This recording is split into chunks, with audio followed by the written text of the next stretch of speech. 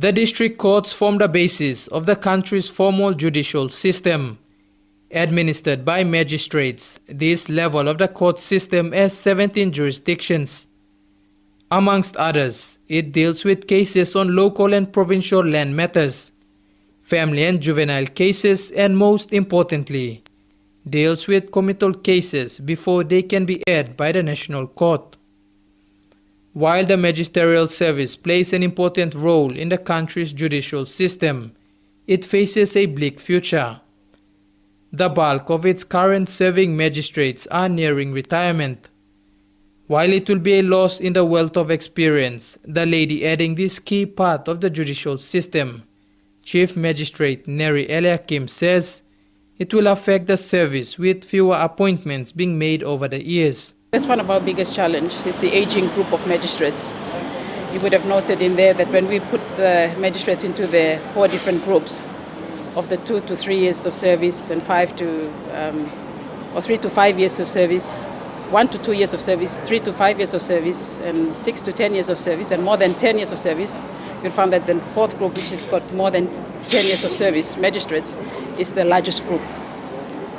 And for me, that's frightening. It's frightening because basically it tells me that we've got a huge number of magistrates, so aging magistrates is very high, the number is very high. So we hope that with the magistrates that we currently have, the very senior magistrates that we currently have from this consultation, they'll be able to help us also and help also the new magistrates that have come on board that have just recently joined us. Eliakim says appointments have been taking place over the years, but limited funding has seen a small number undergoing training to actually become magistrates. The magisterial service can cater for 126 magistrates at any one time, but currently has only 92 serving with an ever-increasing workload of cases to attend to. This creates a current shortage of 35 magistrates required in the district courts. The Judicial Legal Services Commission last month selected 8 individuals, while another 16 are nearing the end of their probation period before they can undergo review by the Commission for a permanent appointment to the bench. Eliakim hopes these new recruitments are retained to help boost the depleting numbers. Currently we have 92. That's the total number of magistrates throughout the country. We've got a ceiling of 126, but we've been able to, recruitment has been one of our challenges as well. And I think this year I've just been able to get, I think, another 8 or 9 more, recently appointed from the last Judicial Legal Services Commission meeting earlier this month. And they'll be joining us at the end of, after this conference, we will be formalizing their entry into the MS, formalizing them. So that should be able to bring up our number to about 100 magistrates, yes. So we've got, I think, roughly, we've got about, I think 15 or 16 probationary magistrates who are on probation. So once they're appointed, they come on board for 12 months. We assess their performance and their competencies and competencies mainly. And then I have to go back again to the Judicial Legal Services Commission, and it's up to the Commission then to decide on whether or not we give them substantive appointment or we give them an extension.